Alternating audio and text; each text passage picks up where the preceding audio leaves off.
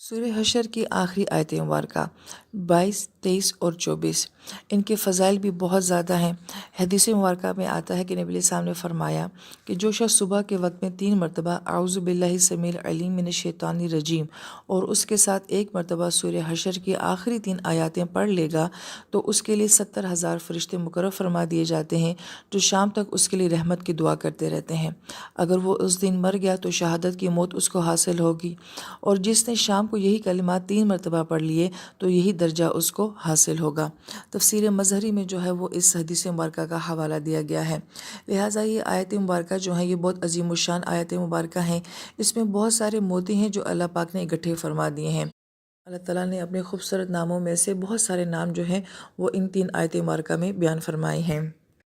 اس سے پہلے کہ ہم ان اسماء حسنہ کی خوبصورتی کو جانیں، مفسرین کرام کے درمیان میں ایک بڑی اہم بحث یہ چلتی ہے کہ یہ سارے اسماء حسنہ جو ہیں یہ محض اللہ تعالیٰ کے نام ہیں یا یہ اللہ تعالیٰ کی صفات ہیں۔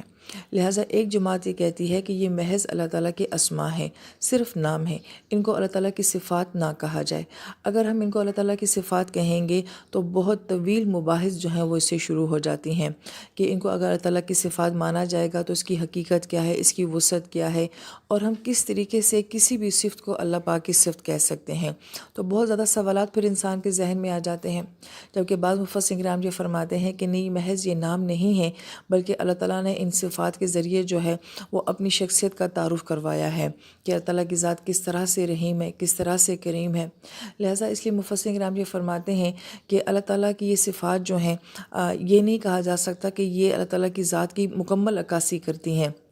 اس لیے کہ اللہ تعالیٰ رحم ہے مگر کتنے رحم کرنے والے ہیں، اللہ تعالیٰ کریم ہے مگر کتنے کریم ہیں، اللہ تعالیٰ سخی ہیں مگر کتنے سخی ہیں۔ ہم اس کی وسعت کو جان ہی نہیں سکتے، ہم اس کی گہرائی کو جان ہی نہیں سکتے۔ لہٰذا جتنا اللہ تعالیٰ نے ہمیں بتایا ہے ہم صرف اتنا ہی جان سکتے ہیں، ایکچوئل ہم اس کی حقیقت کو نہیں جان سکتے۔ جیسے انسان کے بارے میں یہ کہا جاتا ہے کہ وہ سنتا ہے، وہ دیکھتا ہے، وہ بولتا ہے، تو ہمارا ایک معیار ہے کہ انسان کتنی دور تک دیکھ سکتا ہے، کتنی دور تک کی آواز کو وہ سن سکتا ہے، اور اس کی آواز کی فریکوینسی کتنی زیادہ ہے۔ لہٰذا انسان کی ہر صفت کا ایک معیار ہے اور اس کی کیپیبلٹی ہے، وہ اس سے زیادہ کے آگے نہیں جا سکتی ہے۔ مگر ہم جب یہی صفات اللہ تعالیٰ کی ذات کے لیے بیان فرماتے ہیں کہ اللہ تعالیٰ کی ذات سنتی ہیں، دیکھتی ہیں، تو ہم اس کی وسعت کو نہیں بیان کر سکتے کہ وہ کس حد تک دیکھتا ہے، کہاں تک دیکھتے ہیں، کس حد تک سنتے ہیں۔ اس لیے ان کو ایز اٹ از ایسے ہی لیا جائے جتنا اللہ تعالیٰ نے بیان فرمایا ہے۔ لہٰذا ایک بڑی طویل بحث ہے جو مفسرین کرام کے درمیان چلتی ہے، اس کو اختصار سے جو ہے وہ آپ کے سامنے بیان کر دیا ہے۔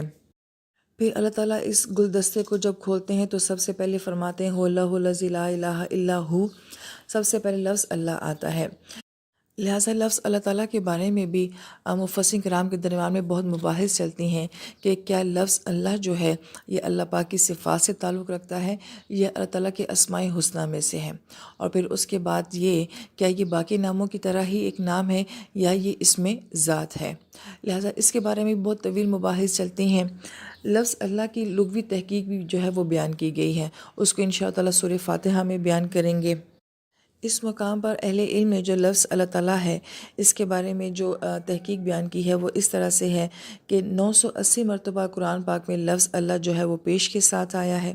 592 مرتبہ زبر کے ساتھ آیا ہے، اور 1125 مرتبہ زیر کے ساتھ آیا ہے۔ اگر ان سب کو جمع کیا جائے تو یہ 2697 بنتا ہے، یعنی کہ 3 کم 2700 مرتبہ بنتا ہے۔ جبکہ قرآن پاک کے کل الفاظ جو ہیں وہ 6000 بیان کیے جاتے ہیں، تو گویا کہ تقریباً قرآن پاک کا نصف بن جاتا ہے۔ اس لیے بعض محققین نے فرمایا ہے کہ ہمیں تقریباً ہر آیت میں یا ایک آیت کے بعد جو ہے ہمیں لفظ اللہ ضرور نظر آتا ہے، اور قرآن کی جو اصل خوبصورتی ہے واللہ عالم مگر یہی ہے کہ جس کتاب میں اللہ تعالیٰ کا نام اتنی مرتبہ آیا ہے یہ اس کتاب کے حسن کو دوبالا کر دیتا ہے۔ اور جب انسان قرآن پاک کی تلاوت کرتا ہے تو کتنی مرتبہ لفظ اللہ تعالیٰ کو جو ہے وہ بول دیتا ہے، تو اس نام کے لینے کے بھی جو ہے وہ اثرات ہوتے ہیں۔ جیسے بعض محققین کرام یہ فرماتے ہیں کہ جب آپ لفظ اللہ بولتے ہیں تو پہلی بات تو یہ کہ اس کے لکھنے کا انداز بھی بہت مختلف ہے، اس طرز پہ کوئی اور لفظ نہیں لکھا جاتا، اور جب یہ بولا جاتا ہے اللہ تو ہماری جو زبان ہے وہ اوپر کے تالو کے ساتھ لگتی ہے، دانت کھل جاتے ہیں، ہونٹ کھل جاتے ہیں۔ اس لفظ کے اندر ایک وسعت ہے، بولنے میں ہی وسعت ہے، اور ہر چیز اوپر کی طرف اٹھتی ہے۔ تو گویا کہ اللہ تعالیٰ کی ذات، اللہ تعالیٰ کی ہستی ایسی ہے جو ہر چیز سے بالا ہے، ہر چیز سے اعلیٰ ہے، اس کے اندر وسعت ہے۔ اس لیے اس کی ادائیگی کے وقت بھی جو ہے ہمارا پورا منہ جس شیپ میں آتا ہے تو وہ گویا کہ ایک اونچائی، بلندی، وسعت کی طرف چلا جاتا ہے۔ جبکہ نبی علیہ السلام کے نام کی یہ خوبی بتائی جاتی ہے کہ لفظ محمد صلی اللہ علیہ وآلہ وسلم ہر چیز آپس میں جڑ رہی ہے۔ نبی علیہ السلام کی ہستی ایسی ہے کہ وہ مخلوق کو مخلوق سے جوڑتی ہے، مخلوق کو خالق کے ساتھ جوڑتی ہے، لہٰذا اس نام کے اندر ہی کیا ہے؟ وصل ہے، محبت ہے، جڑنا ہے۔ اور اللہ تعالیٰ کی ذات مخلوق سے بہت بالا تر ذات ہے، بہت اعلیٰ ذات ہے، اس لیے جب اس لفظ کی ادائیگی کرتے ہیں تو ہر چیز کھل جاتی ہے، ہر چیز جدا ہو جاتی ہے۔ پھر آیت نمبر 22 میں عالم الغیب و شہادہ کہا گیا ہے کہ اللہ تعالیٰ غیب اور شہادت کو جاننے والے ہیں۔ مفسر کرام بھی فرماتے ہیں کہ جہاں کہیں بھی قرآن پاک میں جو ہے غیب اور شہادت کو بیان کیا جاتا ہے تو اس سے مراد دو دنیاؤں کو بیان کیا جاتا ہے۔ ایک وہ دنیا ہے جو ہمارے سامنے کھلی ہوئی ہے، اور ایک ایسی اندیکھی دنیا ہے جسے ہم دیکھ نہیں سکتے، لیکن اس کے ساتھ ہمارا تعلق جو ہے وہ ایمان کے ساتھ ہے۔ ہم نے اللہ تعالیٰ کو نہیں دیکھا، جنت کو نہیں دیکھا، آسمانی دنیا کو نہیں دیکھا، فرشتوں کو نہیں دیکھا، ان سب کا تعلق کس کے ساتھ ہے؟ غیب کے ساتھ ہے۔ اور شہادہ کیا ہے؟ جو اللہ پاک نے ہمیں یہ کل کائنات دکھائی ہے، انسان دکھایا، اور جو کچھ اللہ پاک نے اس دنیا میں ہمیں دیا ہے۔ اور مومن جو ہوتا ہے وہ ان دونوں دنیاؤں کو اپنے ساتھ لے کر چلتا ہے، وہ ظاہر کی دنیا کو بھی اپنے ساتھ لے کر چلتا ہے اور اندیکھی دنیا کو بھی ایمان کے ساتھ لے کر چلتا ہے۔ لہٰذا ان دونوں الفاظ کا تعلق جو ہے وہ ہماری سین اور ان سین دنیاؤں کے ساتھ ہے، اور اس کی گہرائی کیا ہے، اس کی وسعت کیا ہے، یہ اللہ تعالیٰ کی ذات کے سوا کوئی نہیں جانتا۔ جبکہ بعض مفسرین کرام یہ فرماتے ہیں کہ سورۃ مبارکہ کا اینڈ جو ہوتا ہے اس کا تعلق جو ہوتا ہے اس سورت کے مضمون کے ساتھ ہوتا ہے، اور اس سورت میں بھی جو ہے منافق اور مومن کو بیان کیا گیا ہے، لہٰذا یہاں پہ شہادت سے مراد مومن کی شہادت ہے، اور غیب سے مراد منافق کے نفاق کو بیان کیا گیا ہے۔ لہٰذا اللہ تعالیٰ مومن کے ایمان کو جانتے ہیں، اس کی حقیقت کو جانتے ہیں، اس کی وسعت کو جانتے ہیں، اور جو منافق ہے اس کے نفاق کو، اس کے اندر کی چھپی ہوئی شخصیت کو اللہ تعالیٰ کی ذات بہت اچھے طریقے سے جانتی ہے۔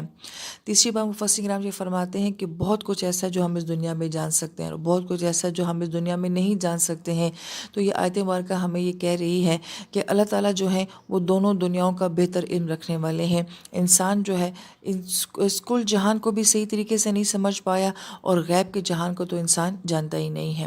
پھر دو اسماء مبارکہ جو ہے اللہ پاک کے آتے ہیں، رحمان اور رحیم۔ مفسرین کرام یہ فرماتے ہیں انشاءاللہ تعالیٰ ان اسماء مبارکہ کو جو ہے وہ سورہ فاتحہ میں بیان کیا جائے گا، مگر مختصر یہ کہ رحمان کی وسعت کا تعلق جو ہے وہ اس دنیا کے ساتھ ہے، جیسے کہ شہادت کا تعلق اس دنیا کے ساتھ ہے، اور رحیم کا تعلق جو ہے وہ آخرت کے ساتھ ہے، یعنی کہ غیب کی دنیا کے ساتھ ہے۔